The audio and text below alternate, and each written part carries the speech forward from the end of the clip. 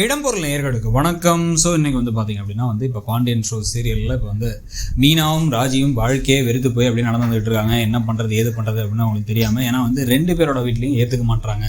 ஆனால் எங்கள் அப்பா அம்மா பற்றி எனக்கு தெரியும், கண்டிப்பாக ஒரு நாள் ஏற்றுப்பாங்க அப்படின்னு மீனா சொல்ல, இன்னொரு பக்கம் பார்த்தீங்க அப்படின்னா ராஜியும் தெரில எங்கள் வீட்டிலலாம் ஏற்றுப்பாங்களா இல்லை கடைசிக்கு இப்படியே தான் இருக்க போதான்னு தெரில அப்படின்னு அவங்களும் வேற புலம்பின்னு நடந்து வராங்க. நடந்து வீட்டுக்கு பார்த்தா வீட்டில் ஏற்கனவே கதிரை பார்த்து அரசு என்ன சொல்லிருக்காங்க அப்படின்னா அவனை அடுத்த தடவை பார்க்கும்போது கல்லை வச்சு அவன் மண்டையில அடிச்சிடறான். விடுன நீ ஃபீல் பண்ணாதானே அப்படின்னு அவங்க அண்ணனுக்கு ஆறுதல் சொல்லிட்டு இருக்காங்க குமார் மேலே கோவப்பட்டு. அப்போ வீட்டுக்குள்ள வர மீனாவும் ராஜியும் இதை பார்த்து ஷாக் ஆயிடுறாங்க.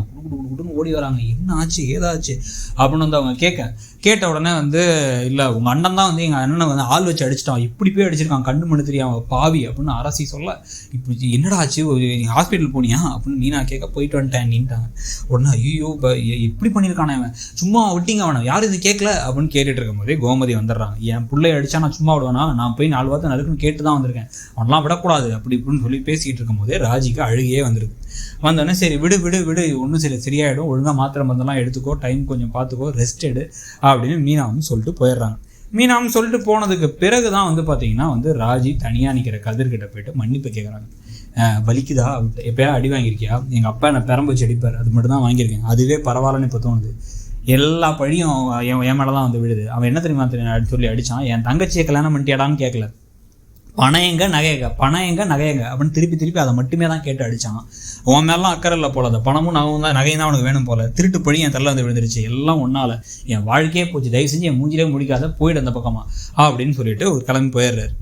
இப்போ மொட்டை மாடிக்கு போய் ஆல்ரெடி செந்தில் இப்போ சரவணன் எல்லாம் உட்காந்து பேசிகிட்டு இருக்கும் போதே கதிரும் வந்துட்டு நானும் இங்கே படுத்துக்குமா அப்படிங்கிறாரு. பேச்சுலருக்கு மட்டும் தான் மேலே அப்படின்னா, ப்ளீஸ் நான் மேலே படுத்துக்கிறேன், நான் கொஞ்சம் எனக்கு உங்க கூட படுக்கணும் போல இருக்குது அப்படின்னா, சரி வாடா உட்கார்றா அப்படின்னு உட்கார வைக்கிறாங்க.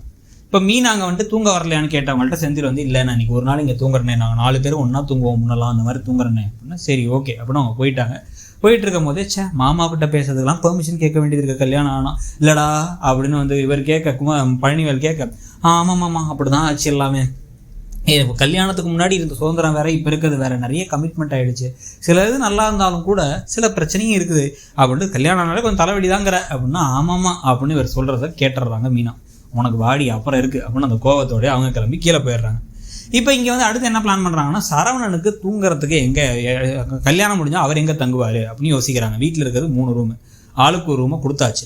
சரவணனுக்கு அப்போ எந்த ரூம் கொடுக்குறதுனா, ஏதோ மாடியில் ஒரு ரூம் இருக்குன்னு முன்னாடி பேசினாங்க, அந்த ரூமாக கொடுக்கலாம்னா, இல்லை பின்னாடி இடம் இருக்குல்ல, வீடு கட்டிக்கலாம், நம்ம ரூம் கட்டிக்கலாம், மாமா நீங்கள் மாடியில் படுத்துக்கோங்க அப்படின்னா, ஏன்டா அப்போ வரைக்கும் எனக்கு கல்யாணம் பண்ணிக்க மாட்டீங்களாடா அப்படின்னு இவர் பேச, ஏன்டா கல்யாணங்கிறீங்க, எனக்கே கடைசி வரைக்கும் நான் தனியாக தான் இருப்பேன்னு தோணுது, பரவாயில்ல எனக்கு அதுவே போதும், எனக்கு கல்யாணம் பண்ணலாம் ஆசை இல்லை அப்படின்னு சரவணன் சொல்லிருக்காரு.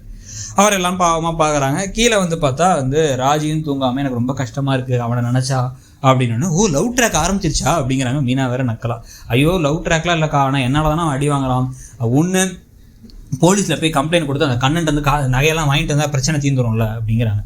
போலீஸில் கம்ப்ளைண்ட் கொடுத்தா நீ அவனோட தான் ஓடி போனான்னு தெரிஞ்சிருமே, அப்போ என்ன பண்ணுவேன், ஊருக்கு வாயை அடைக்கிறதுக்காக தான் இந்த பொய்யே சொன்னது, இப்போ அது மொத்தமே காலி ஆகிடுமே அப்படிங்கிறாங்க மீனா. கரெக்டு தான், அப்போ நான் மாமாட்ட மட்டுமா சொல்லிடுறேன் அப்படின்னா, மாமாவுக்கு தெரிஞ்சால் ஓகே, மாமா கதிரை மன்னிச்சிடுவார், ஆனால் துரோகம் பண்ணுறோன்னு சொல்லிட்டு அத்தை மேலே கோவப்படுவார்ல. இப்போ இது முன்னாடி ஓம் பிரச்சனையாக இருந்துச்சு, இப்போ எங்கள் எல்லாரோட பிரச்சனையாக ஆகிடுச்சு, நீ என்ன செஞ்சாலும் நாங்கள் எல்லாருமே அஃபெக்ட் ஆகும், ஸோ நீ எந்த ஒரு முடிவையும் நீயா எடுக்காத, செஞ்சு விட்டுருன்ட்டாங்க. ஸோ அந்த மீனா தான் அதுக்கு எடுக்கிறது. ராஜி அதை சொல்லாமல் நினைக்கிறவங்களும் சொல்லாமல் விட்டுறாங்க. இப்போ மேலே பார்த்தா உடம்பு வலி ரொம்ப, இல்லை பழனிவேலர் நைட்லாம் தூக்கத்தில் புலம்புறாரு.